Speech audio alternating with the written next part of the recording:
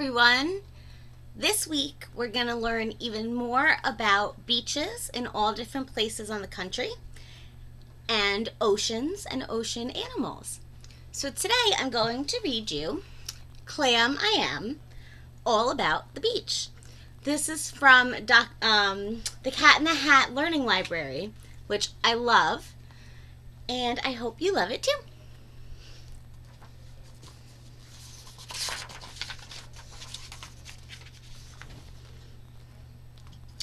Hello, I'm the fish. To the beach, let us go. The Fish Channel asked me to star in a show. It is called Fish and Friends. You can be in it too. Your mother will not mind it all if you do. Today on our show, we are off to explore where the sea meets the sand at the edge of the shore. Here, where the waves crash in bubbles of foam, you'll meet lots of creatures who call the beach home. Meet my friend, Clam-I-Am. She would like to say hi. She lives in the sand. She's a little bit shy. Clam-I-Am has 2 shells. They have rings, you see here. Rings show how much she has grown every year. See this hole in the sand? Well, thing 1, and I know it means there's a clam in the sand down below. A clam has 1 foot that helps it move about. Clams pull salt water in and spit salt water out. Hello, horseshoe crab. How did he get his name? His shell and a horseshoe are both shaped the same. His shell shields his body from any attack. His eyes are in front, his tail is in back. He has 4 eyes, but he can't see very well. To find food, he is helped by his keen sense of smell. They are not really crabs. Every crab has antennae. Look closely, you'll see horseshoe crabs don't have any. Hermit crabs don't have shells, so they'll look till they find empty shells on the sand that have been left behind. Then they drag these new shells everywhere that they go. When the shells get too tight, they need more room to grow. So each crab starts to hunt for a new shell to use. There are lots to be found. It is easy to choose. My next guest is a sea star. He told me today that each 5 of his legs is known as a ray.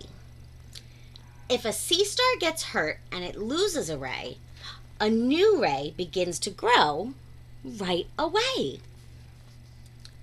Sea stars are quite slow when they move around. Tiny cups on their feet hold them to the ground. These creatures are mollusks. Most have a hard shell. Shells protect their soft bodies and do it quite well. Seaweed doesn't have roots. It grabs rocks, then holds tight. Some seaweed grows up where it gets the sunlight. Some seaweed you'll find grows a lot deeper down. Seaweed can be green, purple, red, pink, or brown.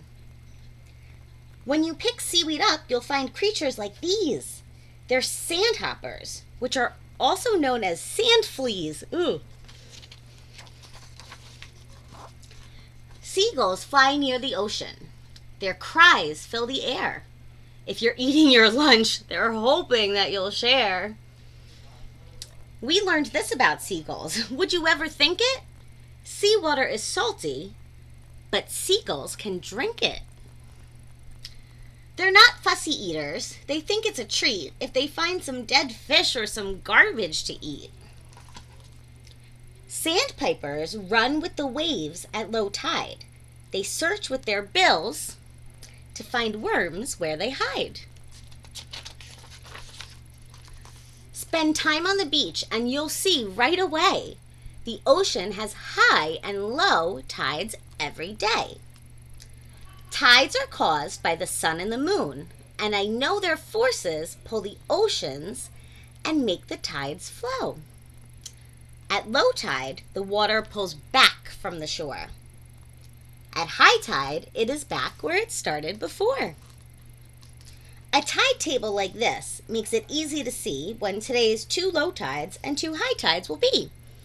You'll usually see these on the lifeguard's chair at a beach. If you walk on the beach at low tide, you will find all kinds of sea creatures left behind.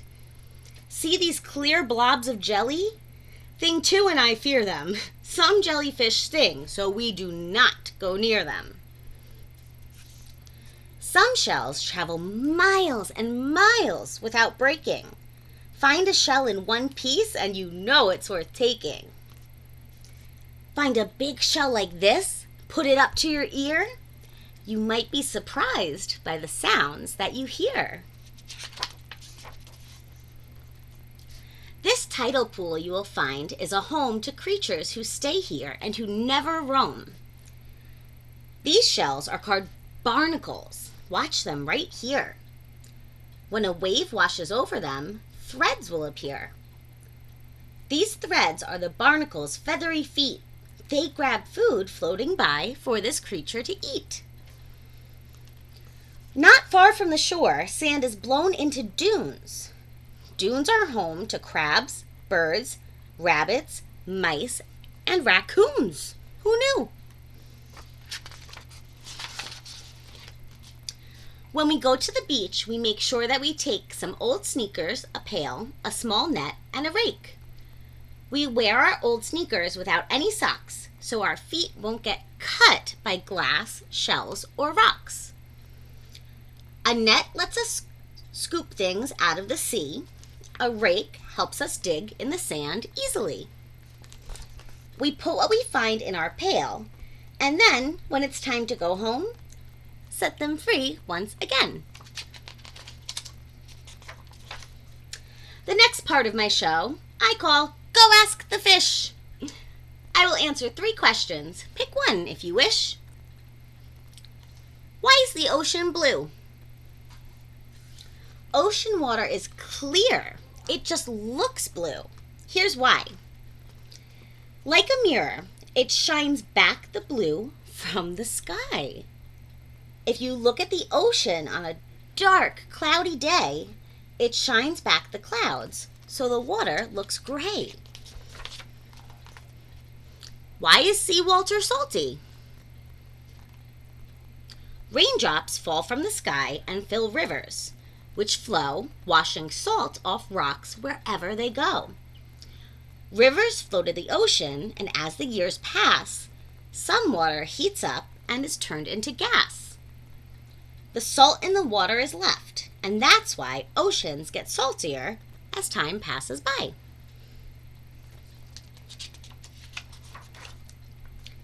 What makes waves? Wind blows over water, and small waves then grow.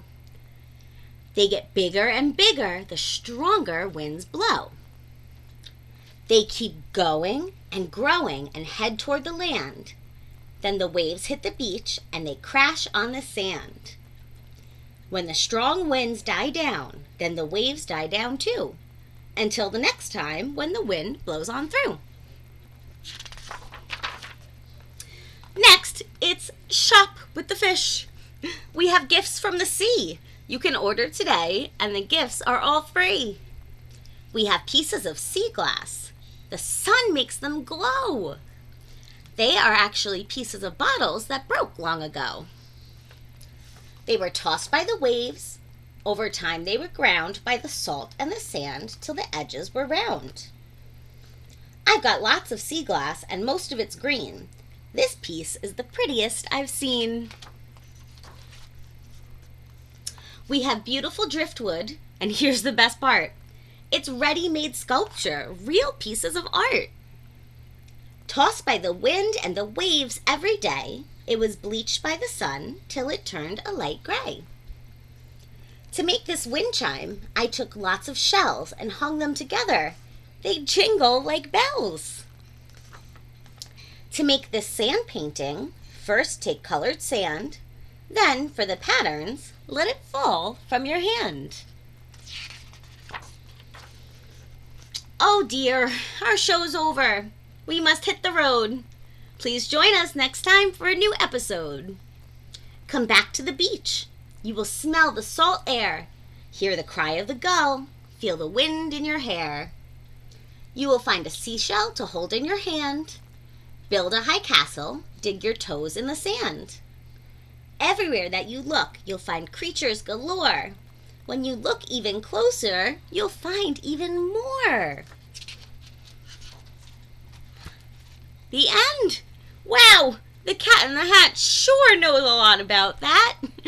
I hope you enjoyed learning about the beach and ocean animals. We're going to keep learning about this all week. Have a great day.